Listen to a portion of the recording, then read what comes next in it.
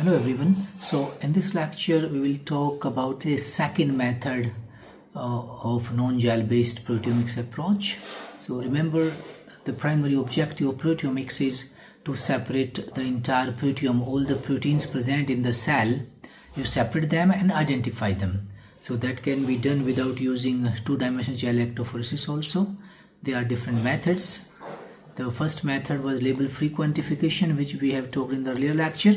In today's lecture, we'll talk about a method called multidimensional protein identification technology, MudPIT in short. The rest of other method we'll continue talking in further lectures. So before that, separation of proteome can be done by using chromatography as well. This is called LCMS. So you have a column, chromatography column. You load proteins on this column, and once these proteins or peptides coming out from the column, they can be sent to mass spectrometer for identification. But because we know proteome is very large, there are 10,000s of proteins, so separating them based on a single property is not possible. That's why, in fact, in case of gel-based approaches, we use two-dimensional gel electrophoresis. Similarly, in case of separating proteome using chromatography, you can also use two-dimensional chromatography, which exploits two properties of the proteins in order to separate them. And MudPIT is basically liquid chromatography coupled to mass spectrometry.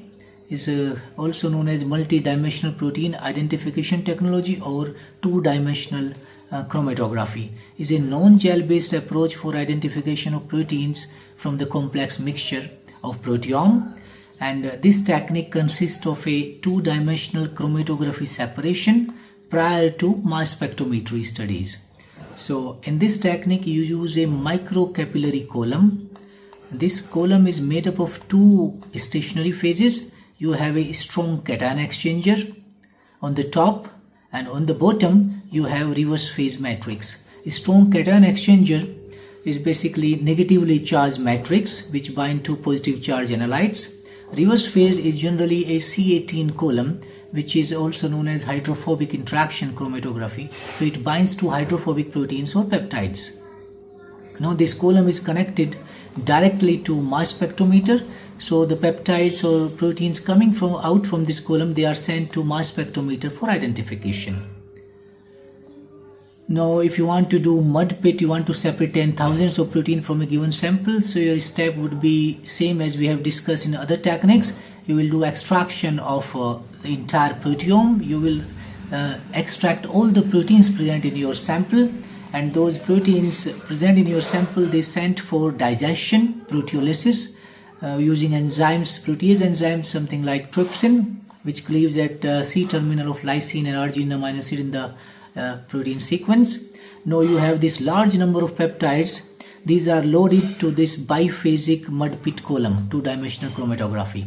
Before loading, mobile phase is acidified. These peptides are kept at low pH, because at low pH, most of the peptides would have net positive charge, so they all can bind to a strong cation exchanger. And after binding to strong cation exchanger, some of the peptides which are neutral and hydrophobic, they will elute from a strong cation exchanger phase and bind to a reverse phase, which is a hydrophobic C18 stationary phase is there in a reverse phase matrix. And that's how most of the peptides will bind to this biphasic column, because it exploits two properties, positive charge and the hydrophobicity of the peptides. Now these peptide bound to strong cation exchanger phase, they are eluted first by changing mobile phase, by adding salt into the mobile phase, or by changing pH. So the peptides which are bound to strong cation exchanger, they will come out and they will be sent to MSMS for identification. And once the elution is complete from a strong cation exchanger matrix, the hydrophobic peptide bound to reverse phase, they are also eluted by using acetonitrile in the mobile phase. And when these peptides, they come out of the column, they are also detected and identified by MSMS. So that's how all the peptides which are coming from the proteome, they are separated and individually identified.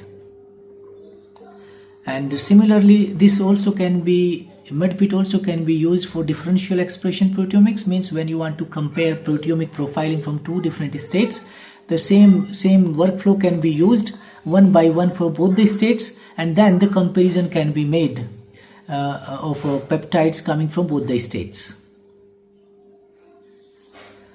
The workflow is, as we have discussed, sample preparation and digestion. First you extract some proteomic sample from the tissue, you do digestion, then you pack a column. The column is made of a material of strong cation exchange on the top, and the bottom you have reverse phase, generally C18 resin, and then you load your peptide mixture on this biphasic column, and after loading you elute peptide bound to strong cation exchanger by changing mobile phase by adding salt or pH change, and second dimension reverse phase is eluted by using acetonitrile in the mobile phase.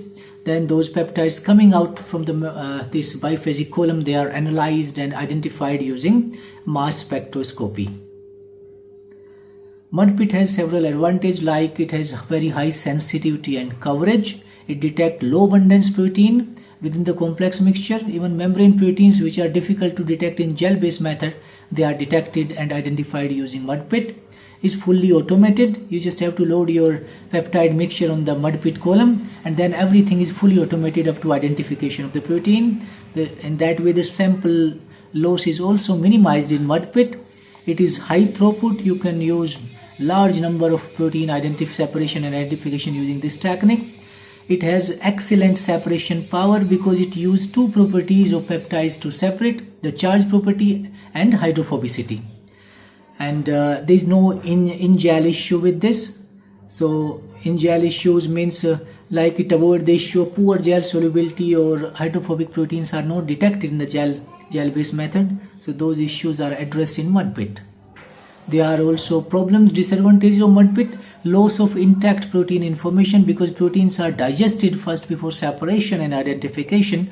So the intact protein information, like there's post-translation modifications, that information is missed. In order to detect them, you need to do some other technique here. The high cost and technical demand is very expensive. LCMS itself is very expensive. In fact, the cost is in millions. And you require technical demand is also because you have complex mixture of peptides you need to analyze.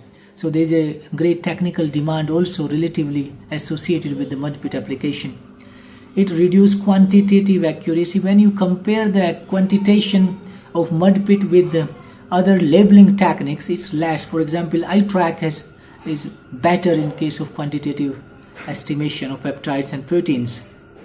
The data interpretation is complex because there are large number of peptides coming out from MudPIT column, and in that case the volume data is too high, and that's why this data interpretation become complex sometime in MudPIT.